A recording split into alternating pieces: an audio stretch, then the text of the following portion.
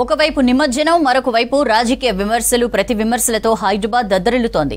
శాంతి భద్రతలకు విఘాతం కలిగించే విధంగా కార్యక్రమాలుంటే కఠిన చర్యలు తప్పవని హెచ్చరించారు మంత్రి Ponnam Prabhakar, CP CV Anand. Hyderabad brand image కు ఇబ్బంది అయితే సీరియస్ యాక్షన్ తీసుకుంటామన్నారు. గణేష్ నిమజ్జనం నేపథ్యంలో రాజకీయ సభలకు, ర్యాలీలకు అనుమతి లేదని ప్రకటించారు. హైదరాబాద్ మహానగరంలో ఏటా గణేష్ నిమజ్జనం ఘనంగా జరుగుతుంది. ఈ కార్యక్రమాన్ని చూసేందుకు లక్షలాది మంది భక్తులు ట్యాంక్ బండ్ పరిసర ప్రాంతాలకు వస్తుంటారు. ఖైరతాబాద్ మహాగణపతి శోభాయాత్ర కోసం తెలుగు రాష్ట్రాలు, దేశంలోని పలు ప్రాంతాల ప్రజలు, ఇతర దేశాల నుంచి జనం వస్తుంటారు. ఈసారి గణేష్ నిమజ్జనానికి భారీ పోలీస్ బందోబస్తు ఏర్పాటు చేస్తున్నారు. రాష్ట్రంలో ప్రభుత్వం మారిన తర్వాత మొదటిసారి నిమజ్జన కార్యక్రమం జరుగుతోంది.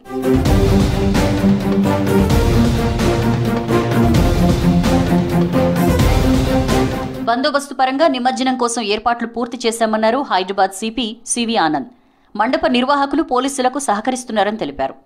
హైదరాబాద్ సిటీ పరిధిలో 15,000, ఇతర జిల్లాల నుంచి మరో 3,000 మంది సిబ్బంది బందోబస్తులో పాల్గొంటున్నారన్నారు. హైకోర్టు ఆదేశాల మేరకు ట్యాంక్ బండ్ పై నిమజ్జనం లేదని, ఎన్టీఆర్ మార్గ్, నెక్లెస్ రోడ్ లో నిమజ్జనం ఏర్పాట్లు జరుగుతున్నాయన్నారు. మరో 8,000 మంది పోలీస్ సిబ్బంది అదనంగా బందోబస్తులో పాల్గొంటున్నారన్నారు. పూర్తి స్థాయిలో అధికారులందరూ కూడా నిమగ్నమై ఉన్నారు. నేను ప్రతి జోన్లో వెళ్ళి అధికారులతో ఫీల్డ్ లెవెల్లో అది మేము మొత్తం బందోబస్తు అంతా కూడా రివ్యూ చేస్తూ ఉన్నాము. ప్రతి మండపం దగ్గర ఏదైతే బందోబస్తు అవసరమో నిర్వాహకులతో సమన్వయం ఏర్పాటు చేసుకొని అక్కడ ఎటువంటి అవాంఛనీయ సంఘటనలు జరగకుండా చర్యలు తీసుకోవడం.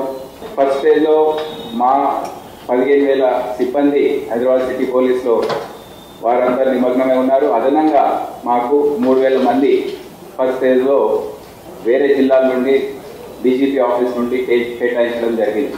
మిలాదున్నబీ ప్రోగ్రాం, 17న పబ్లిక్ గార్డెన్స్ లో ప్రజాపాలన దినోత్సవం, పరేడ్ గ్రౌండ్స్ లో మరో కార్యక్రమం ఉండటంతో పోలీసులు అన్ని శాఖల సమన్వయంతో భద్రతా ఏర్పాట్లు చేస్తున్నారన్నారు. హైదరాబాద్ నగరం అంతా సీసీటీవీ మానిటరింగ్ చేస్తున్నామన్నారు.